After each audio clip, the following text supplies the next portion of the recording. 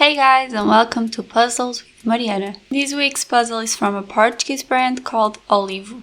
I saw their puzzles for the first time while I was shopping, so I do believe it's a new brand. My first thought is that it's a different box, nicely made with magnets closing it, close to a book. And then the bag where the pieces come in, it's amazing because you can reuse it to store the pieces afterwards.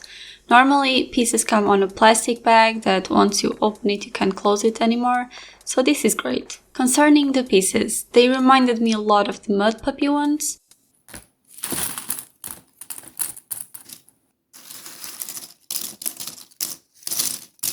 As you will see soon, these pieces feel like velvet, and I'm not joking, they really do.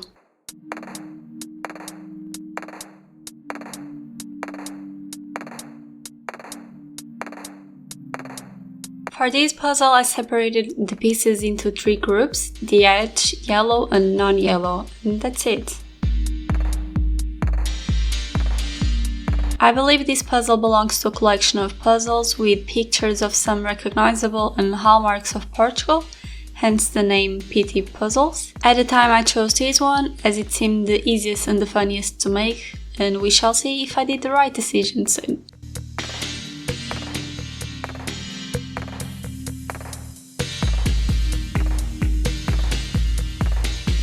I began with the edge and wow, it took me a whole hour to make only the edge, and yes, that's way too much time for a 1000 piece puzzle. The yellow pieces were to blame, and that's why after doing the edge, I focused on the non-yellow pieces. I decided to leave the worst for last.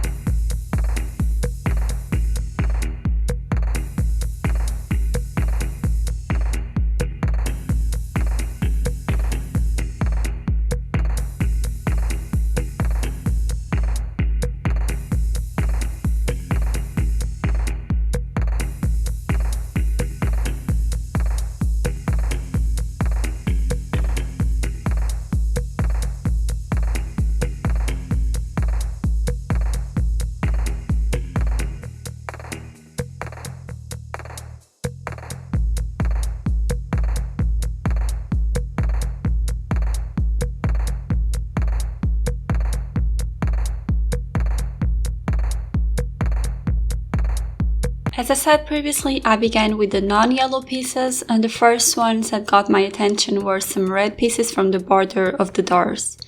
Since there is not a lot of pieces in this pile, I could easily use the scanning method, where I have the pieces spread out and I just search for the pieces that I want. I use this technique for this part all the way. It is a method that I've been using a lot recently, mostly because I have the space for it.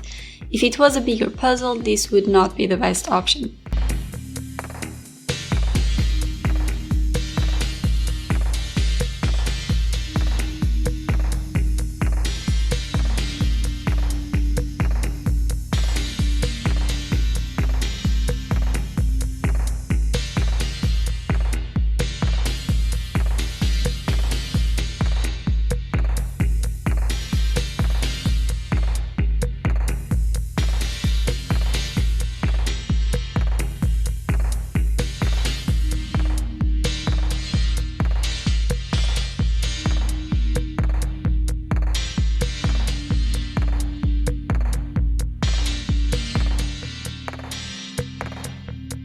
Afterwards, I paid attention to all the white parts of the wall and balconies. Different textures help distinguish the white stripes of the wall from the white edges of the balconies.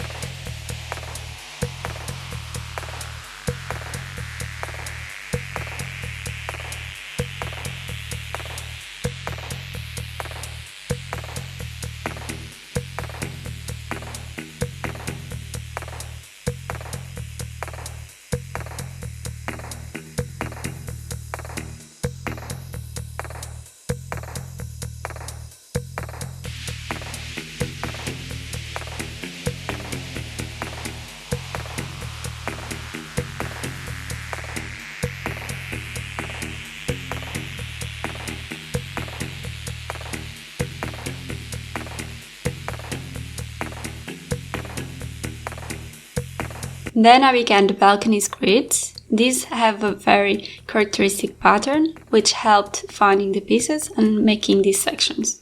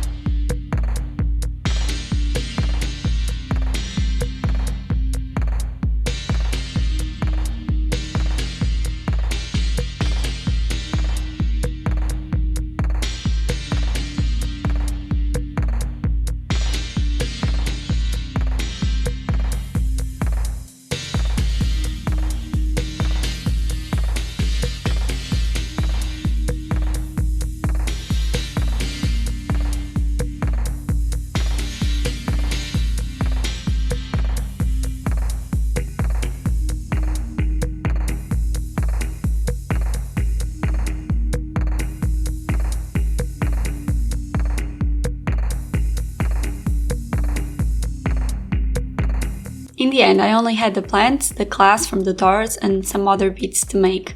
I started with the plants and left the glass for last.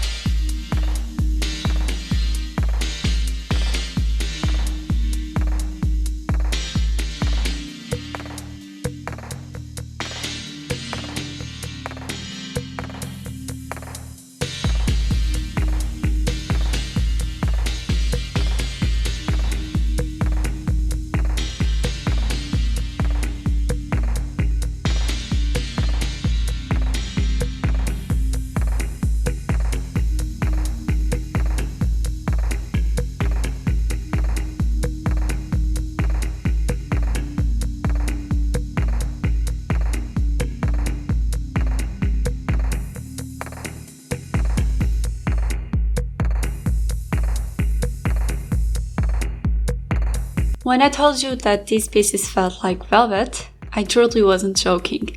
I would always see myself pet the puzzle because of how smooth it was. I am really impressed by the touch of these pieces. Regarding the yellow pieces, this is a tale of many, and I mean many, chapters.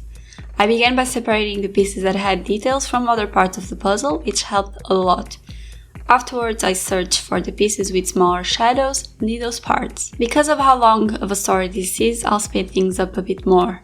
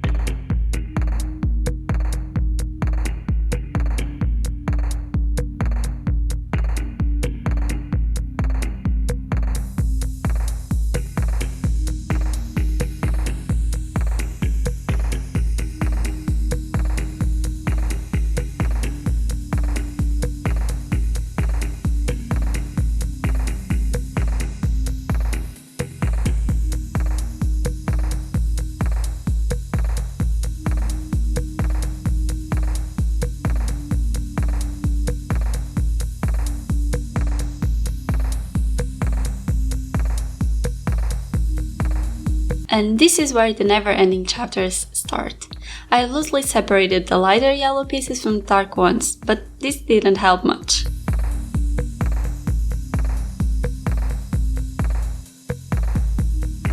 Therefore, I decided to organize them by shape, where I could take advantage of places where I had 2 ins or 2 outs, because this would limit the piece shape a bit.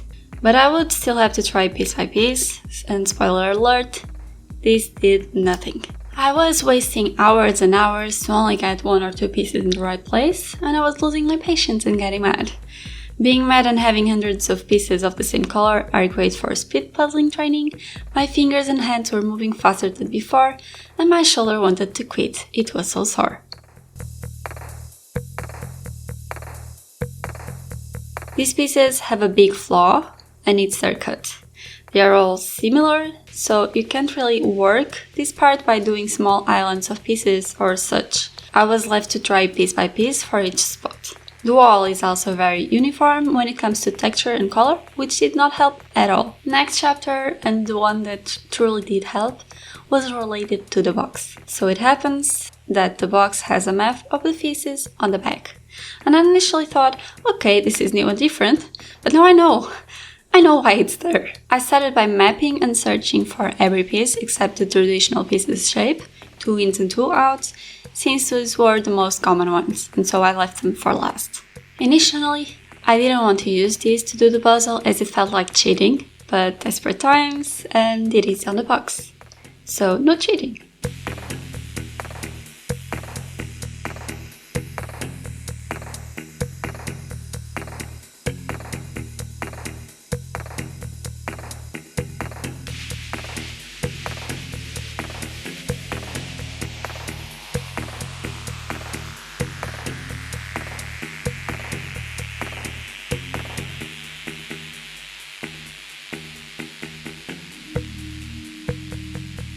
I had to use this map to know what pieces go into a certain spot, but it doesn't tell you the specific pieces, meaning I still had to try one by one.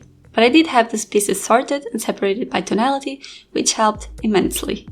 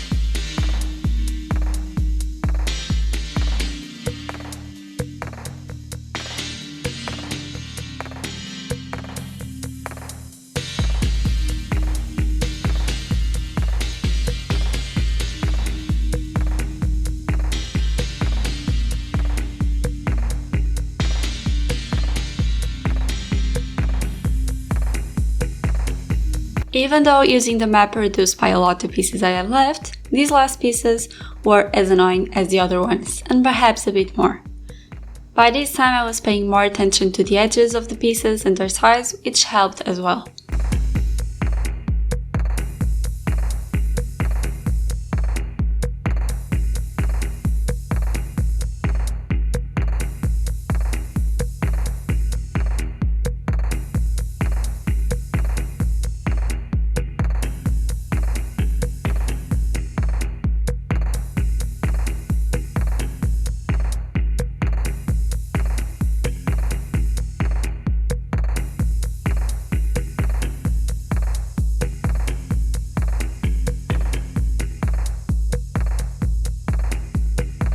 Honestly, this puzzle can be summarized by 1/3 was fun and lovely, 2/3 were hell.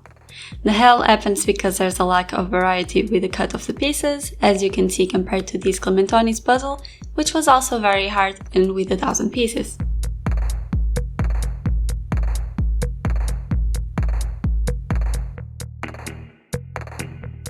I think I picked one of the easiest puzzles from the collection. Maybe the blue tile one would have been easier, but it wasn't available at the time, and I honestly think OLIVO should rethink their images they use or the cut of the pieces. Someone who does puzzles as an hobby to relax won't finish this puzzle. They will most likely give up midway through. And someone who does love puzzles and loves a good challenge won't have a great time with this puzzle either, I feel.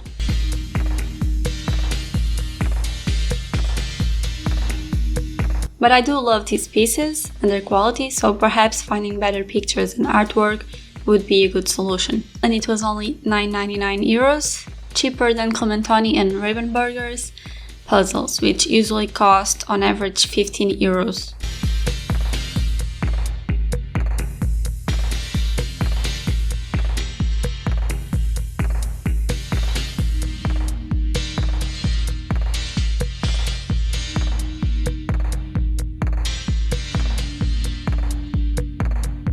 Please don't forget to subscribe, put a like on this video, check other videos that you may like, and comment if you have any suggestions.